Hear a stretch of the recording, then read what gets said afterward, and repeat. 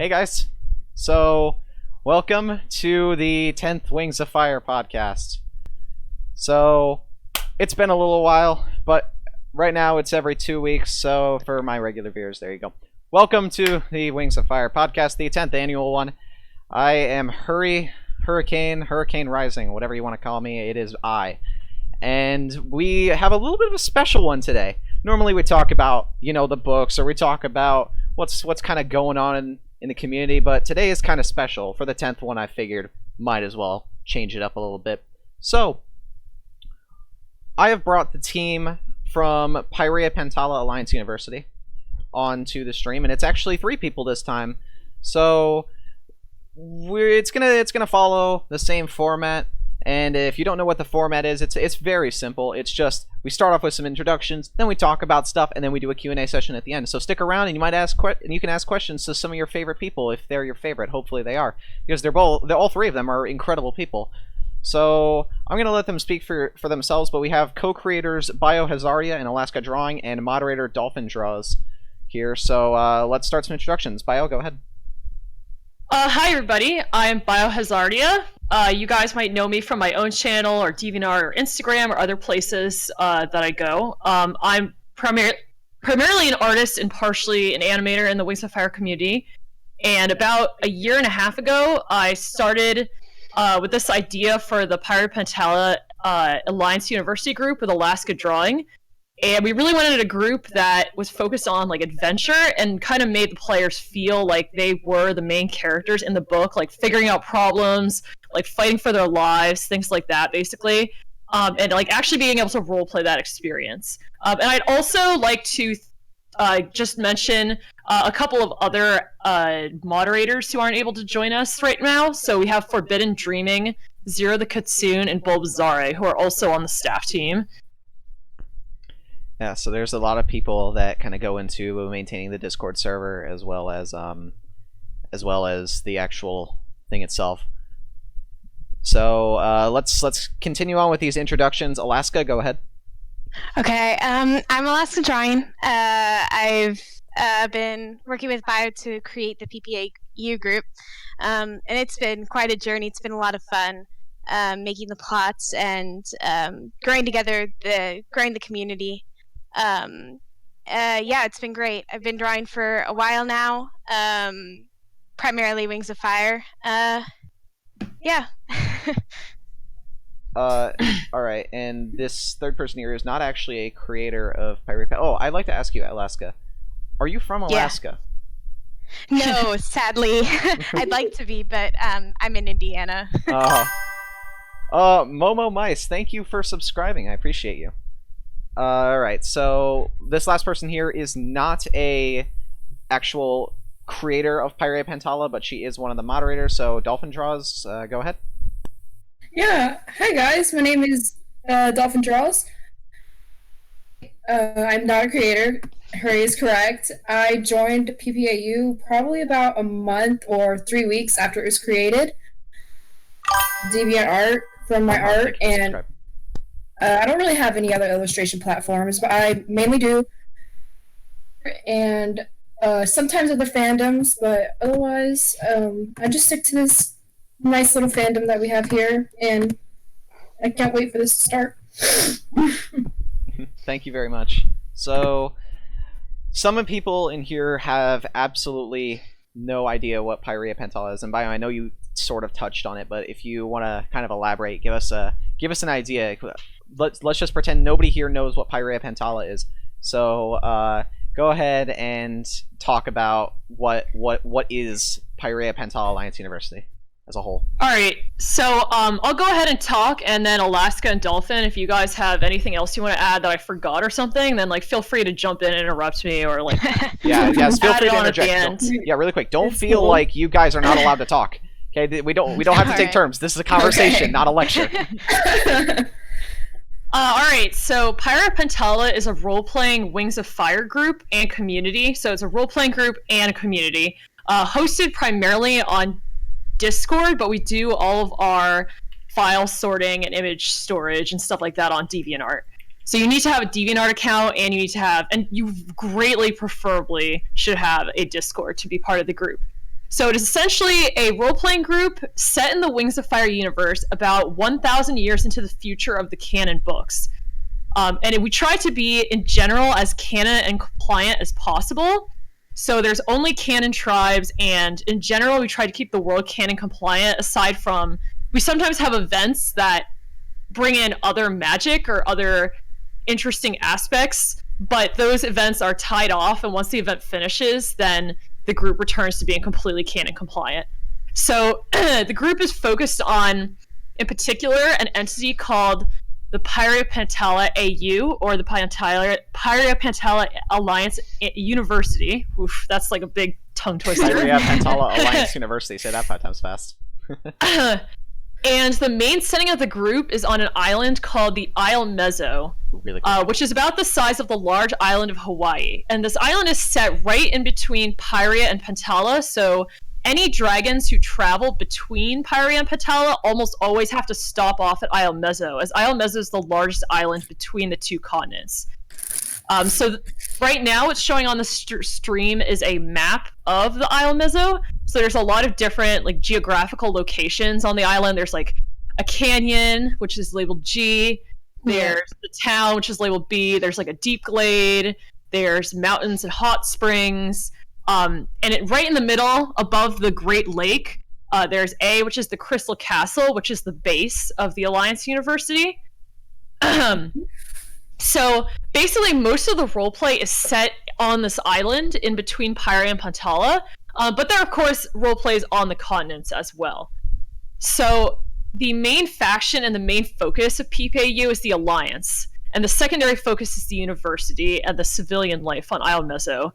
So the Pyria Pantala Alliance are basically this group of dragons, kind of like the Talons of Peace, but like way more competent.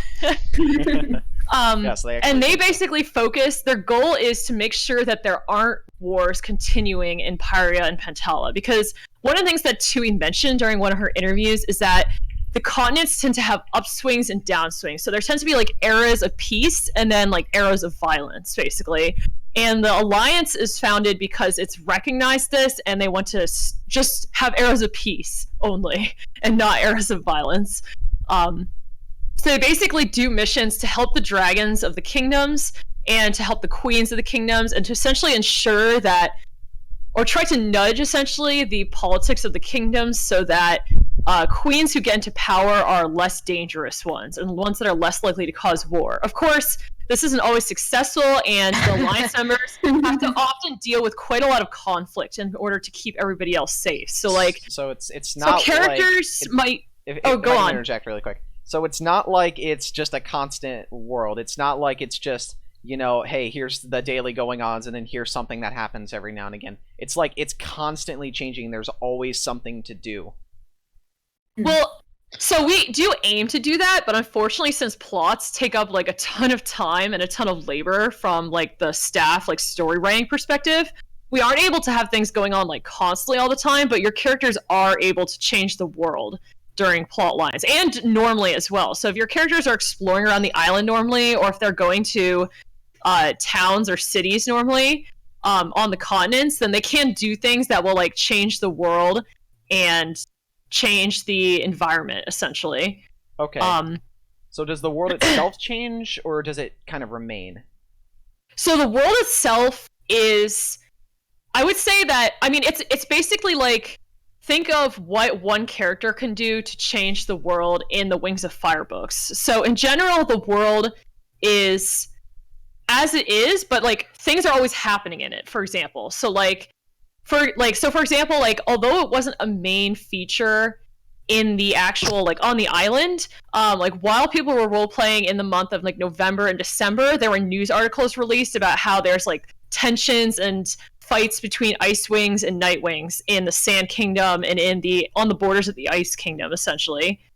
Yeah. And the people, so then characters can get these newspaper readings, and they can, you know, like talk about it, and then like conflicts might start on the island and things like that, basically. So the world is like, it's fluid to a realistic degree. Like we aim to keep the role playing like realistic in terms of like how much a character can affect things.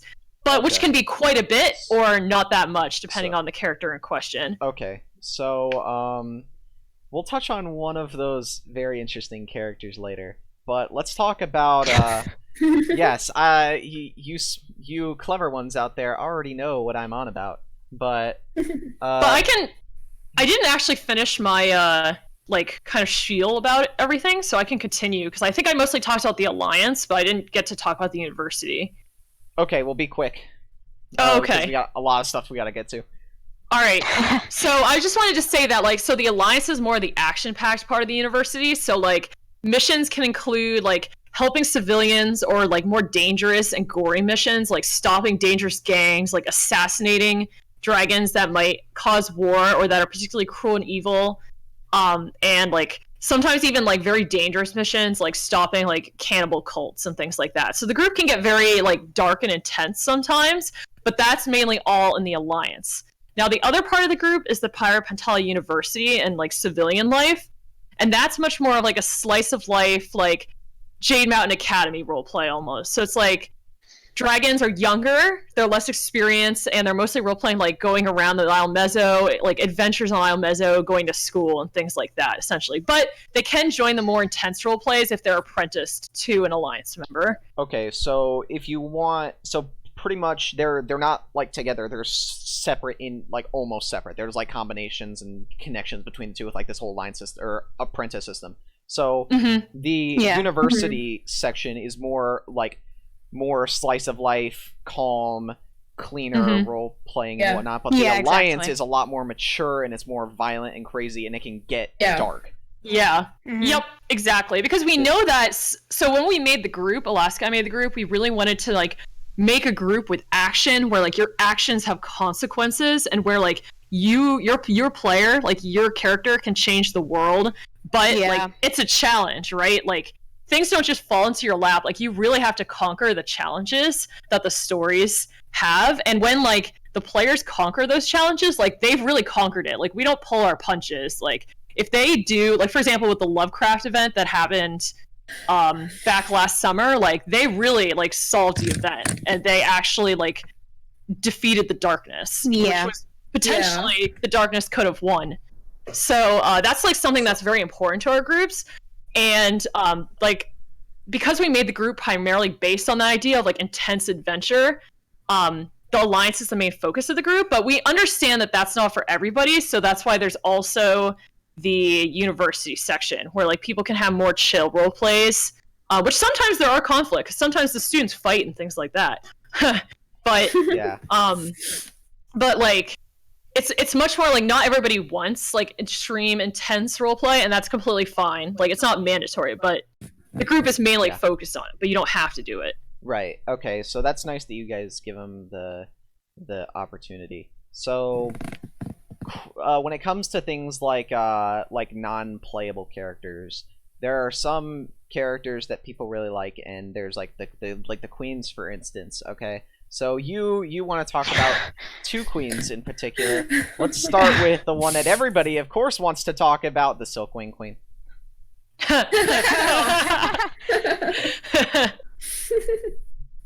So tell us about Esmeralda. Or Esmeralda. I'll let Bio Esmeralda. take this because Esmeralda is her queen. Tell us. Okay, so this drawing, first of all, is by Alival on DeviantArt. Just wanted to give the shout out to her because she's like amazing artist and drew this full body reference for everybody. So Esmeralda is the Silkwing Queen. Remember, this is set 1,000 years into the future from the main series. Yeah. So Esmeralda's whole personality is very focused on the fact that she's very angry that the Highwings were able to take advantage of the Silkwings, and that Silkwings were known for being peaceful and weak, essentially, in the past. So she's very shrewd, and she's also quite cruel. She's kind of similar to Queen Scarlet, but a lot smarter and less like cray-cray. Cray-cray. So she's essentially like taken power in the Silk Kingdom, and she now requires all Silkwings to join the military for at least a couple years, or 1 year at least. And the Silkwings now have like very advanced military maneuvers where like they had formed teams of 3 to 4 Silkwings, and they're able to like spin their silk around a dragon very quickly to incapacitate them and cause them to be unable to fly or unable to move. So the Silkwings have basically become a very powerful fighting force. And of course, like the Silkwings also now undergo quite a bit of propaganda. Like Queen Ezreal is the best and things like that. Like Queen Ezreal will protect you. Queen Ezreal like, cares about the Silkwings. Like the Silkwings are great. Make Silkwings great again. Make the Silkwings great again. Yes. But she's definitely like quite sinister, and she's like the whole Esmeralda thing is one of the potential open plot threads that could become something very, very big in the future. So you think perhaps she could create an army and then mobilize it and do something with it? Yeah, maybe. So that's interesting. Keeping things up for interpretation. What's going to happen with this person, with this dragon? Yeah, so a lot of the ways in which Alaska and I set up the world is that we set up a lot of things. So the world is currently at peace, but there's a lot of open threads that could lead to conflict, essentially. Yeah, exactly. Okay. So, like, yeah, there's a lot, like, I think almost every kingdom has, like, small things lurking, which can eventually become, like, large plots, or at least miniature plots. Yeah. So you also seem to have biweekly prompts, as you call them. So one of the more recent ones appears to be a Valentine's Day theme prompt. So Yeah. you guys, I was given a lot of art from them, by the way. This is one of the ones I was given. It's done by Icewing of the North, and it's part of the Valentine's Day theme prompt. The Valentine's Day theme, whatever. So tell us about, like, somebody that's not bio this time. Tell us. I don't mean any disrespect, but No, that's fine. I'm too chatty. Chance. Yeah. So tell us about prompts and tell us kind of like the whole idea with them. Okay, so prompts are supposed to be a way to incentivize people to take part in the group, and doing these prompts will provide for more DS, which is the in-group currency. And the in-group currency DS, which is Dragon Scales, can buy bands and that sort of thing. So with each prompt, you can follow it and you can get extra DS after you draw something that corresponds with that theme. Okay. So they're every other week, and what are they usually, since it's not like there's going to be a holiday every other week? Yeah, it depends. We had when we began, we had a whole list of different ideas, but generally they're themed around the changing of the season or certain celebrations that are going to be happening around that time, or conflicts that are happening in the group. So certain events and the like. Oh, I can answer this one. I can answer what a ban is. I know you guys are probably sarcastic, but I can answer that probably. So when you make a character, you can't do some stuff, and bans, if you buy them, it lets you do that stuff. So you can make hybrids, for instance. I learned that today. Yay me! So it's like short for like a banned trait, basically. So it's like a lot of Rings of Fire groups suffer from having like 5 fire scales and like 3 albinos and like 6 melanistic dragons and like and like all these like special dragons, basically. So bans are a way, like, first of all, to incentivize people to participate in the group and give gifts and draw things and participate. And they're also a way to control like special characters, basically. So there's like a limit on the amount of special traits each person can have. There's a limit on the amount of special traits each character can have, etc., etc. So that way it makes sure that like most characters aren't special, because, you know, if everybody's special, then no one's special. Right. So one of them is actually of this Animus dragon that you sent me, and it is of this character named Leviathan. So you Leviathan's actually not an Animus. Well, Animus curse. Okay. Yeah. Okay, I misread that, but so Leviathan is Animus cursed. So does this essentially mean that this character is owned by a Riverflight? That is the name of the character owner. So Leviathan is Animus cursed to slowly turn to stone when not in sunlight, as what you wrote. So is it possible for Animus dragons in the roleplay, in like this whole story, to curse or gift other dragons with abilities or powers or curses?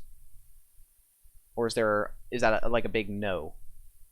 Yeah, that's for like bigger powers and that sort of thing, such as with Leviathan. That wouldn't work exactly unless like a custom band was bought. Then they could request that the Animus Dragon within the group was to enchant them. But no, it requires purchasing a band such as a custom band, and so we can't let the Animus Dragons run around and Yeah. give everyone special abilities and the like.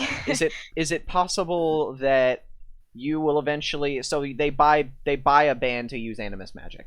Is that what you're saying? Yeah, currently you yeah. have Okay. to. Yeah, you Okay. have to buy a band if you have Animus magic. Okay. So like, so, for example, like we really- have an Animus character named Lost Wish in the group, Lost, and okay. if she wants to give someone an Animus item, then they would have to like buy the equivalent DS of the Animus item, just to make sure that again, like Animus items aren't overrunning the whole roleplay. Yeah. But there are lots of opportunities in general to get Animus items. So like, there's an Animus merchant that gets updated every month to 2 months.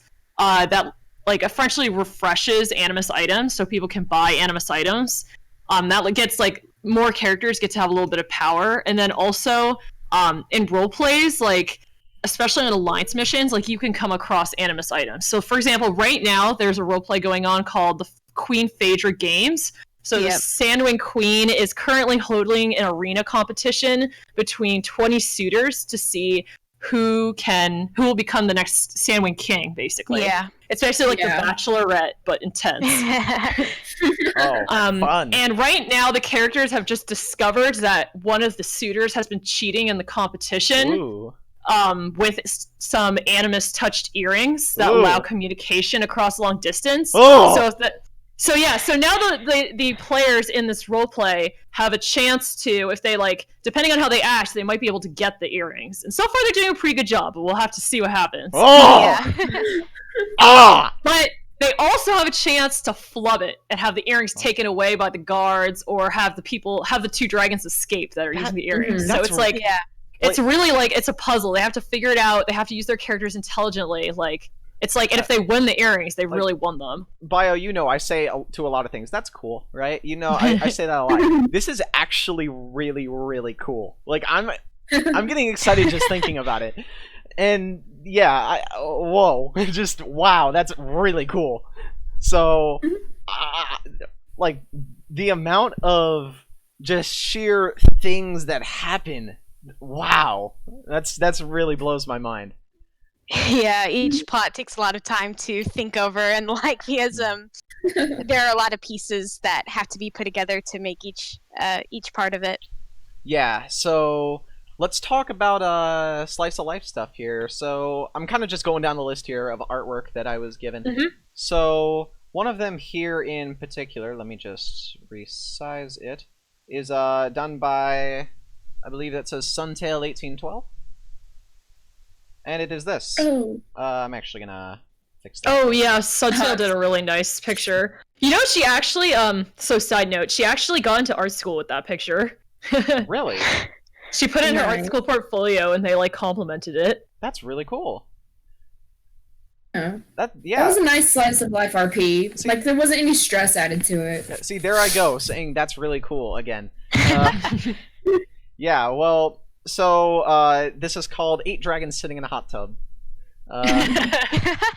That's the actual file name here. But yeah, so slice of life stuff is a pretty interesting thing to incorporate into. It's a really interesting thing to incorporate into role plays because it's all about like the simple stuff. But some people can kind of find that boring. I guess that is why the Alliance is there. Yeah, exactly. That's why we added the lines so that there could be both slice of life for those that prefer slice of life, and then intense stuff, which is why we focus more on the Alliance, because the intense stuff is more fun to Bio and I and some of our moderators. So that's why we have both. Oh, okay. To make choices. Yeah. Yeah. Or is anybody's characters in here? Anybody? Let's see. Anybody in here? Anybody's characters are in here that are in the Well, chat Dolphin's character is in there. Yeah. Moonwave is my character. Oh, is that the The blue one in the lower right-hand Yeah, I corner see. is Dolphin Draw's character. Yeah. All right. Yeah. Shout them out, guys. Are any of your characters in here? Let us know because you're awesome. All of you are. Every single one of you that showed up today is really, really cool, and I like all of you a lot. So, A lot of these people are in the PPAU group, so right. if you want to be with the cool kids. The only on the far left segment belongs to me. That's pretty cool. Having all these different characters in here, and they're all best friends. Hopefully, there are no enemies in this world. Those definitely. I don't think they're all best friends, but they're all having a peaceful moment. Best friends. Counts. They actually go and hang out on the weekends after school. Basically. Yeah, they're all best friends. So here's another thing, right? Let's go back to events really quick, right? So I'm saying this as a statement, not a question. So they're, instead of like winglets in the Jade Mountain Academy, they're called talons. So yeah. they're basically exactly like winglets, but they're called talons instead. Yeah, I just didn't want to call it winglets because I was like, I have to make this different. Yeah. So going back to themes and stuff like that, I saw this and I was like, hey, that's really cool. Take a look at this. It was a Halloween thing from the Gold Talon. If any of you are in that, you're also really cool. Shout yourself out. So do you guys do something different for every season, or not every season, every holiday? So is there like a backstory behind it, or is Halloween different in Isle Mezzo than in Earth?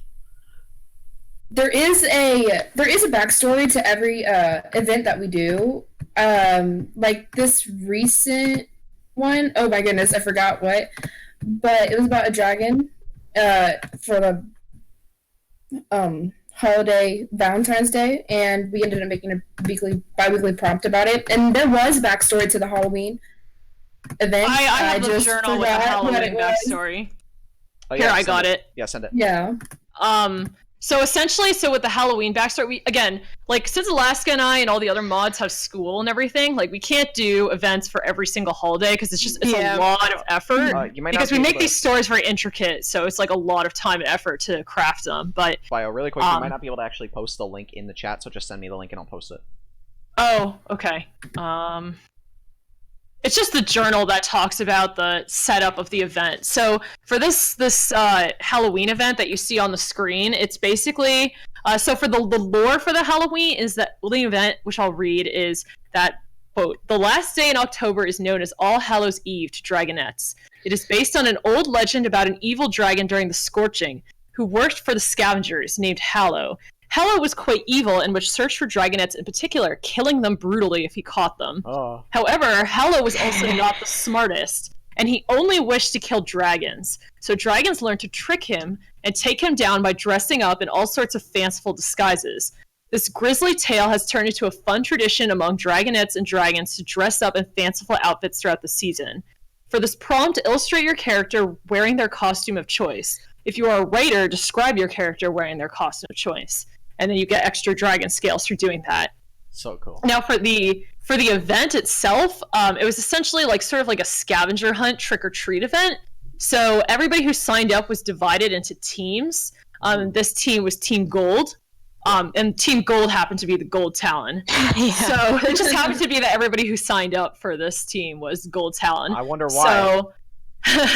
So essentially, like, what happened is that each team submitted candy locations to all the moderators, and then there was an event where all the dragons roleplayed looking for other teams' candies, and the team with the most candies was the winner, essentially. Oh my god! Yeah, is so cool. They also had 2 traps that they could do.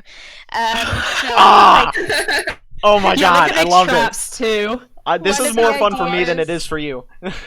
One of the more controversial ideas was painting normal snakes to look like dragonbite vipers to scare people off from the candy. That was awesome. Tar and feathering and that sort of stuff. Oh my god, that's so cool. That's so cool. It's so cool. Oh my god. Yeah, so I it was pretty am cool because, like, I'm fangirling all over this, even though I'm not a girl. I am a huge fan of this. I'm getting really excited. I'm not a part of this. I want to be a part of this. Oh my god, this is so cool.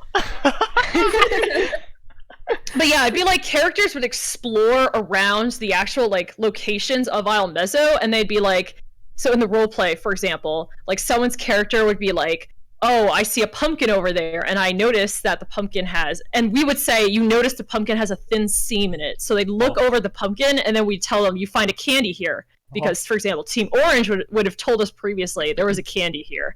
So essentially, like, we're able to, if you've played Dungeons and Dragons, like, all the moderators act as like a DM, essentially, and control the world while the people explore it. Yeah. Riverflight says, don't forget the candies in the master's noses. Yeah. Oh my goodness.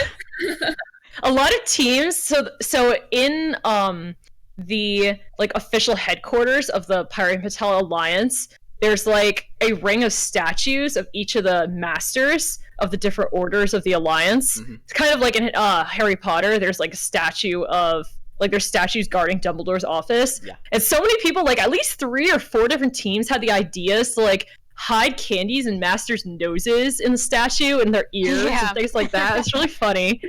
Candy in Merlin's head. Basically. Fun. I love that. I really am having a lot of fun with this. Let's talk about another special event that goes on. Here, I will just let this picture speak for itself. I'm like wondering which one you're gonna put up. Yeah, it has like a 7-second delay. Oh, we have a 7-second delay, so it'll take 7 seconds for, yeah. Oh, the winter ball. Winter Tide Ball thing, or whatever it's called. Yes. This piece I think is by Artistic Dragon, like 1818 or 1616. I can't remember the numbers. 1816. Close. Yes. So it was just a scene from the Winter Wide Ball event. Really. Basically, everyone's in the tavern, just hanging out. 2 things struck me as soon as I saw this. 1, dragon and top hat. I love top hats on dragons. That's like my favorite thing. And 2, can you explain the ghost thing there? Is that a ghost? You go, Dolphin. that is Space Jump's character. Her name is Vista or Avista. Is a custom band dragon. She was cursed. How? But she was cursed, and she ended up at the Isle Mezzo, and she's now part of the Alliance, the Order of Whispers. And yeah, she was a special band, like a custom band character. Yeah. So she's a spoopy ghost. She's just a ghost, but she's actually pretty nice once you get to know her. Once you get to know her. So much originality and creativity all in one tightly packed place.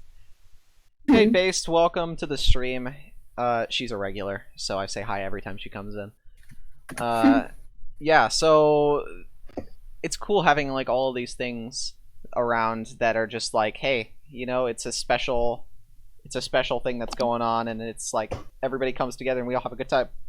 So let's start shifting over to the Alliance itself. So this is the first one that you sent me. It's I believe the Order of the Shield. Yes. It's probably the Dolphin's picture of the Order of the Shield. Yeah. I'm only looking at the ones that you guys sent me. So I mean, I'm not looking at any others. But yeah, there you go. So each order is different, and this is one of them that deals with combat. So what do the other ones do? Okay. Oh, you can go, Dolphin. Okay, so I'm gonna explain a little bit. Yeah, basically Order of Shield. They're like the protectors or the police of the Mezzo. Then there's the Order of Illumination. They're the ones who deal with animus magic or anything that has to do with magic, and I forgot what else.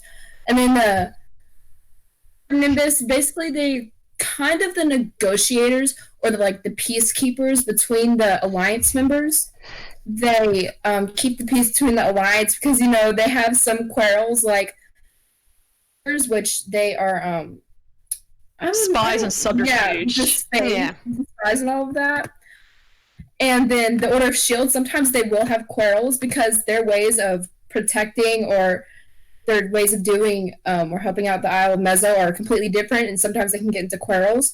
And that's what the Order of Nimbus are for. They kind of keep the peace between the Alliance and in the Isle of Mezzo. Mm-hmm.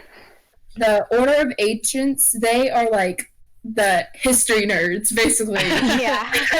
they have they research the past and make sure that whatever happens in the past doesn't happen now. Yeah, so they focus on like lore and nature. So they're also the order that deals with like scavenger research. Yeah. Oh, that's cool. Do Alliance members send members from the university on missions or things like that? Do they send them on, like, I guess, lack of a better term, adventures? Or if they're apprentice. Yeah. Okay, so do they have a role at the university? What? Some Alliance members are teachers. Yeah. Yeah. A lot of Alliance members are professors. Okay. Okay, so they do kind of coincide with each other. And as you guys said earlier, the Alliance stuff can get pretty violent. So you were talking about like cannibal investigations and whatnot, right? So I know nothing about this really, like, outside, but I assume that this would be a part of it. Two Angry Girls by Phoenix the Parrot. Oh, okay, I know which one you're bringing up.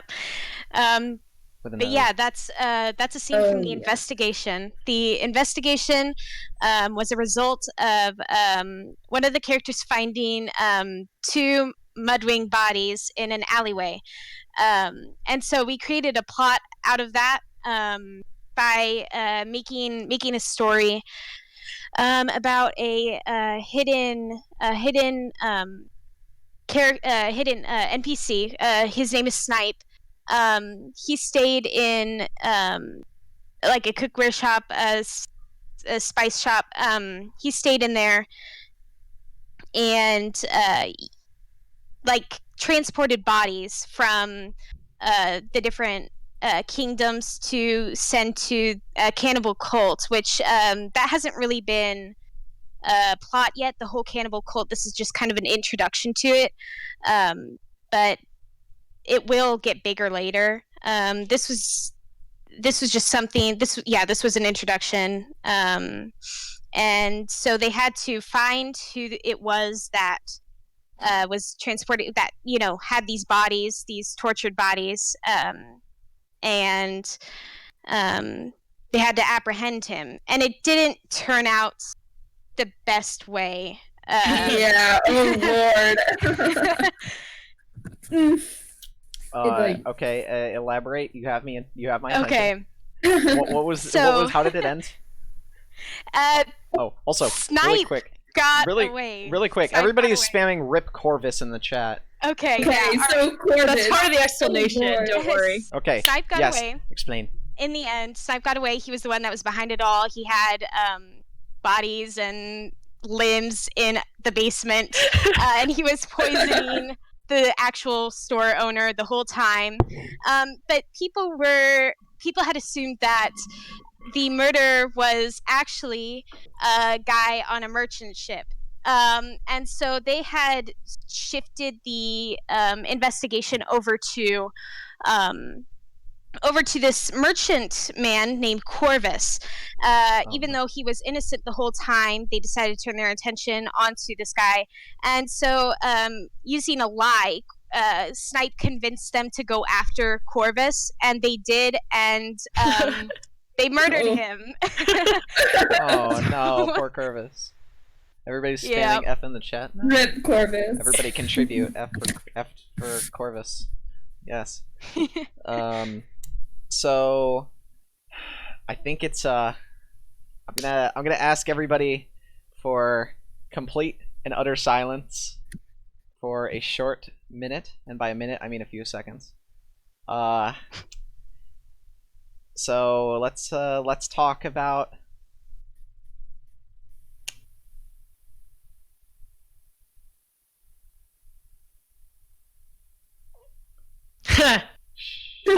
Salamander. Oh Lord. Let's talk about Queen Salamander. Yeah, so I guess there's like kind of like this quote cult following for this character, Queen Salamander. So this is the queen of the Mudwings and one of her dragonettes, who's a player character owned by Mau Mice. And so essentially with the Mudwings, okay, Laska basically came up with all the lore of certain tribes, and I came up with the lore for others. So the Mudwings is one of the tribes I came up for. And with the Mudwings, I personally wanted, like, I know that the Mudwings are kind of the most hated tribe in the Wings of Fire fandom. Sorry, but it's true. And so I really wanted to make them cool so that people would make more Mudwing characters, basically. So Salamander is, and she's named for the fire salamander and like the legendary monster salamander, because I have an obsession with naming my characters after mythological creatures. You do. Yeah, you should name one of them Dragon. That'd be cool. That's a pretty cool one. But essentially, Salamander has made her whole Mudwing culture around blood eggs. So Salamander is a blood egg, which means she's fireproof, and she's created a special like what's the word? Troop, I guess, in the Mud Kingdom called the Blood Squad, which are all dragons born from blood eggs. Ooh. So essentially, since Mudwings don't really care about their children much usually they just kind of leave their nests and like unguarded. So whenever a blood red egg is born, the Mudwing Royal Guard will come and take the egg and put it with a blood sibling group, basically. So there'll be a whole sibling group of all blood eggs from different nests, basically. Yeah. And these sibling groups are raised together to be part of this elite soldier group called the Blood Squad, basically. And the Blood Squad has devised a lot of very powerful tactics, and they're a very, very strong military force. So, for example, the signature Blood Squad tactic is that they have developed like a kind of like napalm-style liquid. So before battles, they're able to like completely coat their bodies with this like long burning napalm, and then set themselves completely on fire. Oh. So that the whole squad is like, if anybody touches anyone in the entire squad, then they're hurt, basically. So they're like basically a group of very fearsome fighters, and Salamander has kind of brought the Mudwing tribe to be one of the strongest tribes in Pyria because of this. Yeah. But of course, it's also kind of controversial because she's taking away eggs from their actual sibling groups. So some people don't agree with it, but some people agree with it very much because it's making the Mudwings very, very strong. So, crap, what was I gonna say? You ever seen How to Train Your Dragon? Oh yeah, definitely. Yeah, I'm getting Monstrous Nightmare vibes from this. If you've ever seen the ones that, set themselves on fire. Yeah. Yeah. Aloe can't save them now. I don't know if you're talking about, I don't know if there's a character named Aloe, or if you're talking like, aloe that you put on your skin to stop burns. I think she's talking about aloe you put on your skin, because we don't have a character named Aloe. Yeah. Okay. The entire fandom here likes How to Train Your Dragon. Good. If any of you decide to spoil it, I will ban you forever. I mean it. I mean it. Don't spoil the third movie for me, because I will find you. Yeah, I haven't seen it, so. I will find you and I will ban you. So I think that's pretty cool. Taking the least liked tribe and making them one of the most liked. Everybody was screaming to find this one person. I don't know if it's Mo or Mao. Now. She's obsessed with Queen Salamander. If someone wants to... she like made a character. Like, she specifically like worked really hard to get the royalty ban so she could make a character that was Queen Salamander's son, because she's yeah. Yeah. Can we get her in here? I mean, not in the call, but can we get her into this chat here? I don't know. I can send something to her right now. Yes. I'm tagging her on Discord. We'll talk. She's not answering. Yes, Lord Salamander. Has anybody ever taken to calling her Lord Salamander? Oh my She's gosh. Queen Salamander. Queen is more of a high rank than Lord. Well, here's what I'm thinking, right? Lord, I know it's not as high officially, but Lord sounds higher than Queen, right? So you call her Lord Salamander, and there you go. Well, I guess it would be Lady Salamander, but Well, Lady Salamander just sounds lame. I know. Lady Salamander sounds lame. Lord Salamander. Ooh. Yeah, I know. It's like a male term, but whatever. Salamander can be whatever she wants to be. We have a lord though. Lord Abyss, the evil man. Oh no.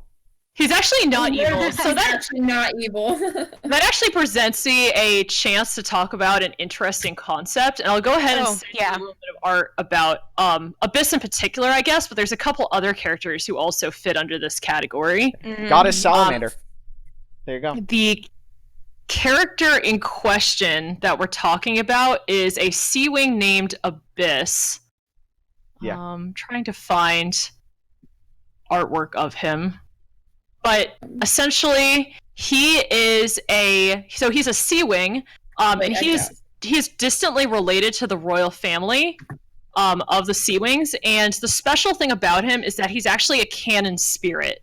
So canon spirit means that he has the same soul as another dragon from the canon series, and in this case, Abyss is the canon spirit of Turtle. Ooh. So the very interesting thing about these canon spirit characters is they have like flashbacks of their past lives.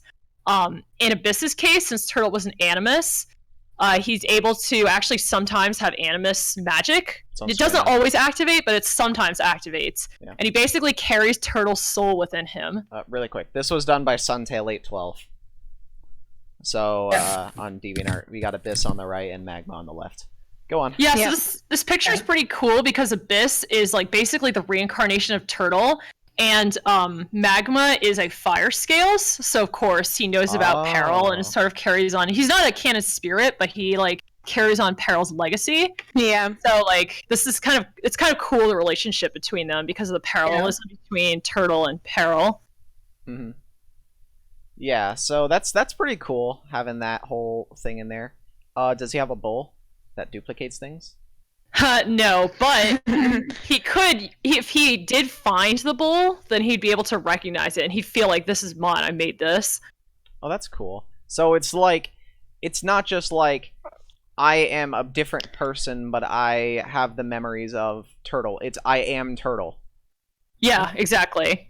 That's really cool. There's a pretty epic roleplay that was done a little while ago where like Abyss was trying to figure out like what he is and like how come he only uses animus magic sometimes, not other times. So basically, like, he went and talked to Lost Wish, who's the actual animus in the group, and he's like, I don't know what's happening, like, please help me, basically. And Lost Wish was like, okay, enchant a piece of paper to tell me what is going on here. Like, why does he sometimes have animus magic and sometimes does not?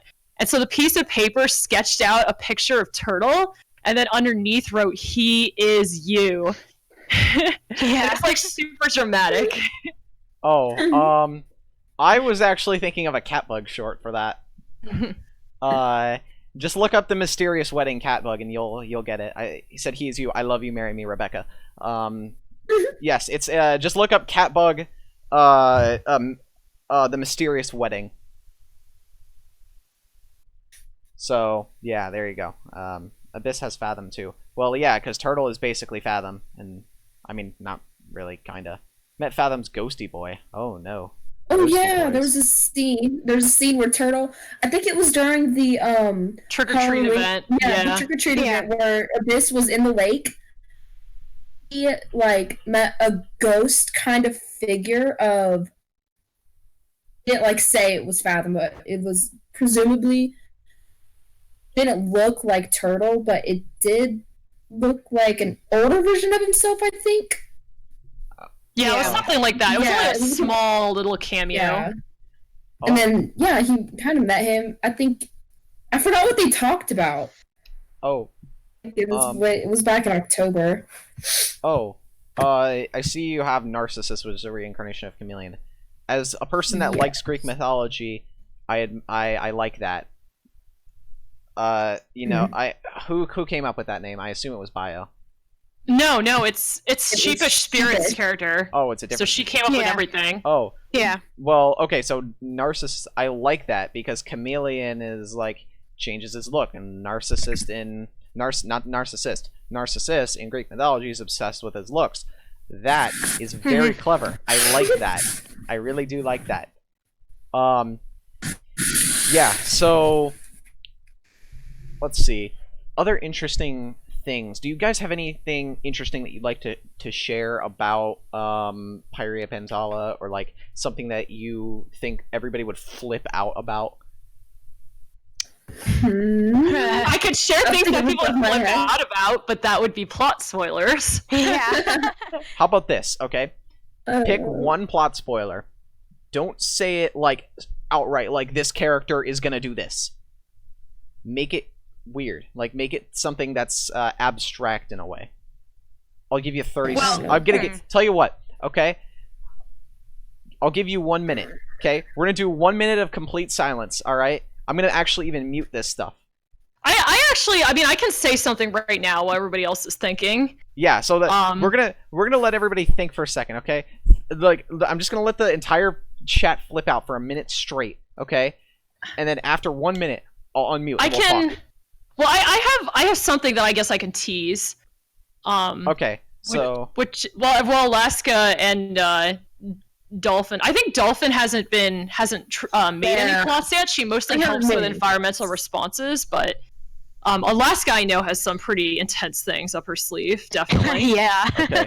But in terms of a plot that I'm planning to have go on, probably after the Icewing and Nightwing conflict that's coming up, is that I want to do a scavenger-based event. So you're going to, essentially, certain dragons, we don't know who yet, will be walking around the island. It'll be some of your guys' characters. It'll be just another role play from your point of view, but something will happen. Scavengers will come talk to you, and they will reveal something very, very deadly happening on the Pyria continent. Ooh. And you can choose to help them, or you can choose to just kill them and eat them.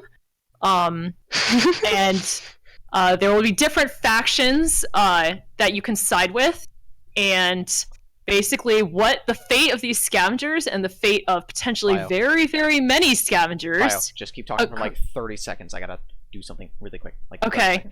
Okay. So yeah, the fate of many, many scavengers on Pantala will be up to you guys, essentially, in this potential plot line. I mean, or you can totally just eat them and ignore everything, and whatever happens will just happen without the interference of the Alliance and the dragons on Isle Mezzo. I kind of have a plot idea. I kind of have a Google Doc. It's not really started yet. I kind of want to work with official with the admins yet, but I kind of wanted to make a plot centering around the ruins. Oh yeah, because that'd be cool. Oh, yeah. So I was thinking something about the ruins. It kind of had me thinking, like there was this drowning plot where they wanted to do. I was talking about in roleplay planning like a few nights ago. But then that kind of got my brain thinking, and because in the description of the ruins it said it was said to be a lost city or like an old ancient city of the Alliance or something like that. Mm-hmm. And I was like, I kind of wanted to work with that. So I kind of trying to create a plot where it's centered around the ruins and maybe something underneath it. Maybe that'll work out and maybe it won't. Okay, so Is that one of Cypress's secrets? Like, she knows that there's something intense underneath the ruins? So it's basically... Maybe. So basically what I missed is Scavenger. Oh no, Fate of the Universe. No, Fate of the Scavengers. Fate of the Universe. That's pretty important to a lot of people. Tui is a scavenger. Fate of the Universe. I think the Lovecraft event was more of Fate of the Universe. You guys are also scavengers. Yeah, Fate of the Universe. I guess one thing that I could say too, I'm not going to say much, but I will say that characters' backstories have, at least a few characters have somewhat of a common theme, and that will deal with something in the future. I'm not going to say any more than that, but... Oh man. Oh yeah, that is actually something. So you guys, like, the applications for Pyria Pantala are kind of intense. Like they're pretty like complex. I wouldn't say like complex, but they're you have to write a history section, you have to write personality, you have to Very write likes and lengthy. dislikes, you have to write about family. It's And very like lengthy, yeah. we do take things from your backstory and put them into plots Oh. where it's relevant. Oh! Yeah. So for example, like Yeah. Diamond Cat has a character named Arnov Oh. who came from a line of Sandwing nobility, and said Sandwing nobility might show up in the current Ah! game slot. Oh my god! Okay, I'm sorry. Of course, like we can't put everyone's backstory into everything. It depends on what makes sense. Arnov. But Yeah. Arnov the good boy. As opposed to Lord Abyss, the evil guy. no, Abyss is really a sweetie. This He's is like a good turtle. boy. Yeah, he's nice. Oh, Arnov. I think Arnov is a lot meaner than Abyss is. Yeah. Arnav is he's a big grumpy man, basically. he's a good boy, though. You're only losing respect when we speak. You're gonna have to make. You're gonna make her. You have an aneurysm. Be careful. Yeah, you're gonna make you have an aneurysm. It's gonna be. I don't know. It's gonna be my fault because I'm so excited about all of this. Okay. Is there anything? Oh, is this Arnov? Yeah. Yeah. Oh, get ready. Oh, chat, get Yeah, ready. that's him. All right, we're just gonna. Oh yeah, by space. I'm actually gonna. No, this is fine. There we go. This is done by Space Jump Zoroark. There you go. There you go, children. So, what tribe is he? He's a Seawing Yeah, Sandwing Sandwing. hybrid, yeah. Yeah. So he comes from a line of like commoner, filthy Seawings and then Sandwing nobles. So so it's basically Darkstalker. Foe Slayer and He's pretty different. Arctic. I mean, No, from I mean Foe Slayer. Darkstalker. No, I mean Foe Slayer and Arctic, right? Just a complete commoner and then a noble. Basically, Yeah. probably. So, yeah, funny thing actually. This is kind of off topic, but I once asked people chronologically who was the first character, named or unnamed, to die in the series. Who do you think it is? Wait, you mean like in PPAU? No. In Wings of Fire. Oh, the first character to die? Named the first or named unnamed? character to die? Named or unnamed? It's the egg. The egg. Yeah. Right. Matches. Chronologically? Nope. Oh, Oh. chronologically, I thought you were talking about. Oh. No. Chronologically. Uh, I'm gonna just tell you guys, you're never gonna get it. Sure, go ahead. Icewind Guards. Unnamed Oh. Icewind Guards. Yeah. Arctic and Then, Arctic and Foe Slayer are running away from the Ice Kingdom. Icewind Guards chase after them, and then Arctic kills them both. Oh yeah. Yep, first characters to die in the series, name or unnamed, chronologically speaking. Not Arctic. Yeah. So, F in the chat for unnamed Icewind Guards. Anyway, that I don't know, that just came into my mind. Lots of F's for unnamed Icewind Guards that nobody remembered until I told them. So, this character is this a player character or? yeah, player character. So He's it's owned by it's another one of those special bands, right? Because of the whole, weird fin No. looking things, or Oh, he's No, not he's the just a band. hybrid. He's just Yeah. a hybrid, that yeah. that in and of itself is a band, isn't it? It is. It's Because, an unlimited band, yeah. but it's only like 60 dragon scale, so like you can get a hybrid character by just drawing like 3 headshots and shading them. Yeah. Oh, And then you can, and there's unlimited slots for hybrids. So Mhm. basically anyone can make a hybrid. yeah. I'm gonna make a character. I'm just telling you guys now. I'm gonna make a character for this. Soon. With a little trademark at the end. Soon. And that character will not be a hybrid because I think hybrids are overdone. But I think hybrids are overdone. But in this case, I kind of allow it because it's kind of an intermingling of all these tribes together, so it's bound to happen. Like in book 6, right? There's that vision that Moon has, and it's of all of these dragonettes, and they're all hybrids. Yeah. So I mean, yeah, I think it's cool in this case. But I'm no one to talk because Wave originally was a Seawing Icewing hybrid. Yeah. But yes. By the way, if you don't know who Wave is, he is the dragon in the background there. He's in all black. right now because of spooky times. But anyway, not talking about that because that's not Pyrea Pentala, and that's what we're here to talk about. We're hitting about the hour and 10-minute mark at this point, so we should have already been done by now. Do you guys want to keep talking? I mean, I've got nothing but time, but we can either keep talking or we can go into the Q&A session. If you have more things that you're curious about or you want to ask about, or people in the chat want to talk about, then I'm totally good to keep talking, and we also can go into Q&A, whichever works. Yeah. Let's just do a really long Q&A session. Okay. So everybody, we are going to do a Q&A session. Do not ask, is my character okay? Because you can just go ask that any other time. I genuinely look forward to you joining Pyrea Pentala Alliance University. Thank you. I hope to be there. But we're going to do a Q&A session. We haven't talked about... I'm not even going to try and pronounce that. Go ahead. Let's talk about that. No Q&A session yet. Lovecraft event. No Q&A session yet. Go ahead. Let's talk about this. I'm going to try and find a picture of this. Go ahead. Talk about this Lovecraft event or whatever. I'm not even going to... Rely? Is it Rely? Lord, where do we even begin, honestly? It's pronounced Rilia. Rayla? I can't pronounce. Rilia. Yeah, like that. Rilia. Okay. It's a Lovecraftian word, so it's weird. What is that? Is that like H? H.P. Lovecraft. Yeah, H.P. Lovecraft. Funny thing, I've heard so much about this guy. I have absolutely nothing. I know nothing about this thing. Nothing. Zero things. Don't answer that. I'm gonna just Google it. Well, I think if you can post one of the arts that I gave you based on the event, I think it would be a good sequitur. The one maybe of Lost Wish. But ooh, sequitur. That's a good word. Let's see.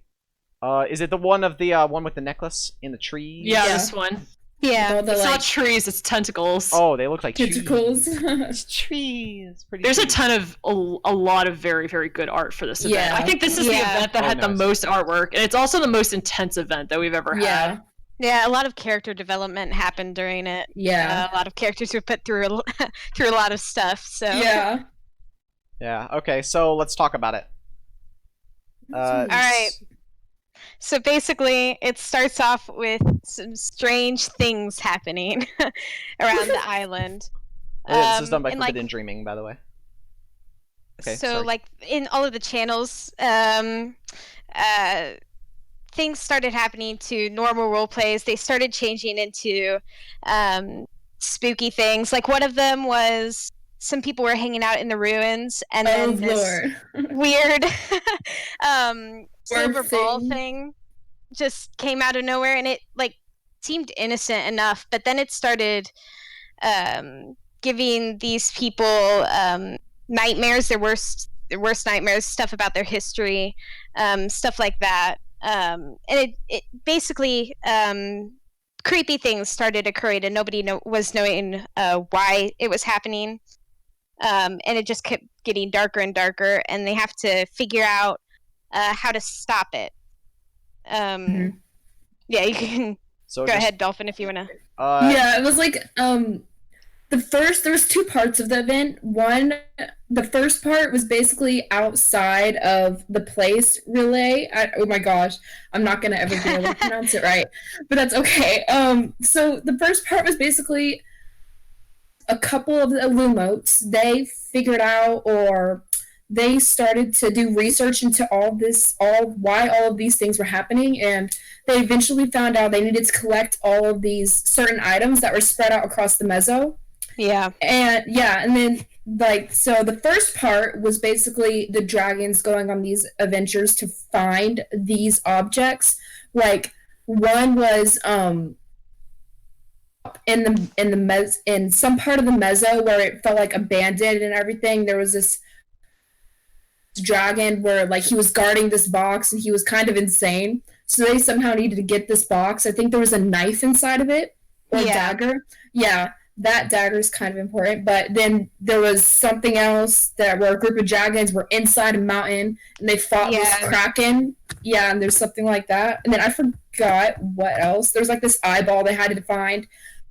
This is Telltale. Yeah, there was an eyeball, and then so essentially, idol. It was basically the plot line was that there's like, so in the Lovecraft lore, there's basically things called outer gods that are like super evil, and like destroy worlds and things like that, or like take over worlds. And they're like basically evil, eldritch, like Leviathan creatures, essentially.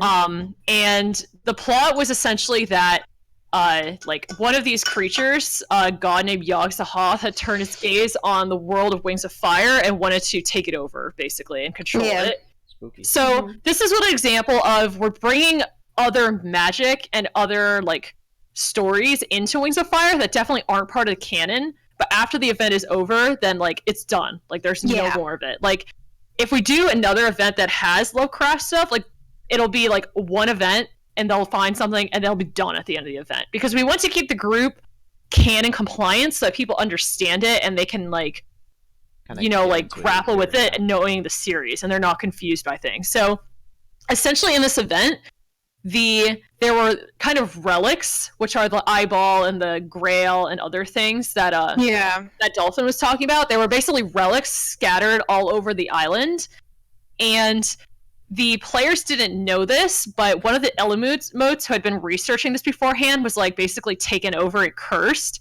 So she wrote a journal basically misleading the players about basically saying that if you collect these 5 artifacts and take them to the altar, then we'll be able to save the world. Yeah. So basically like misled everyone to think that that's what they're supposed to do. So part 1 was about exploring the island and dealing with the like horrors that they found and gathering all the items. Artifacts.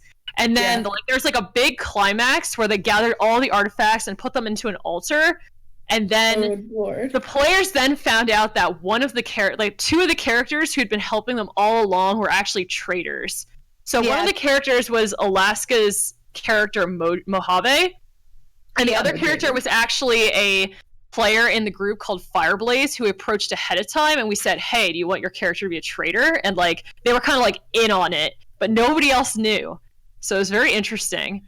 They were Can I possessed? Let me ask a really quick question. I've been kind of wondering about this. So you talk about how it's all about like, okay, you've got these characters, and then they eventually get to this part, and they get to do these things. Okay. I'll show that in a second. But I'm gonna show the first thing that you sent. But so you talk about like, okay, you got these you got all these characters and you got them and they're all doing this stuff and then they eventually hit this point. How do you lead them into this point? Like what happens? So like for instance, you're talking about one of the really things that came to my mind is they all put the stuff in the altar. Okay. How do they approach the altar? How do they actually go and find all of these artifacts, right? Is it just like is it just something simple, or do you kind of have to like lead them on their way to get there? Yeah, we have to. With this event, the journal written by that insane Illumote was leading them a lot of the way, but we also had like the possessed characters were kind of helping them along, pushing them along. It was kind of manipulation to put them to grabbing these items and taking them to the altar and setting all of this stuff up through using characters to convince other characters to do these things. Oh, okay. So it's just kind of like gently nudging them in the right direction. Yeah. People are very excited to explore the island because everyone's trying to figure out why are these evil things happening? Like, why are these scary things happening? We want to solve it. So sometimes they would explore a place that had the relic. And when they did, they'd be able to find the relic. And eventually, like, at first people were like, what the heck? But eventually they realized we have relics that are positioned at certain places that we need to collect and bring to the altar. Especially once they found the journal, they realized, okay, we need to find these relics and bring them. And they didn't know, I think, what all the relics were, actually. They had another way that we did it is that we have, you know, so like Nightwings sometimes are prophets. So one of the ways that we're able to help plots go along is that we give the Nightwings visions periodically. Do you like DM them or? Yeah, so I give them a secret DM, or Alaska will give them a secret private message that basically says, your character has a vision of these things, basically. So then they know that they like it basically gives them hints on how to complete the plot or like what things to look for. So for example, we gave characters a vision of like a chalice, an eyeball, a knife, like the items they had to collect basically. Yeah. So that picture that you posted a while ago of Eve and the Sea Wing, like them fighting during the investigation, that was basically a vision we gave to one of the Nightwings. It didn't come true. That scene actually never happened. But it was a vision we gave to one of the Nightwings warning that so that Sea Wing like met Eve and they became very hostile towards each other.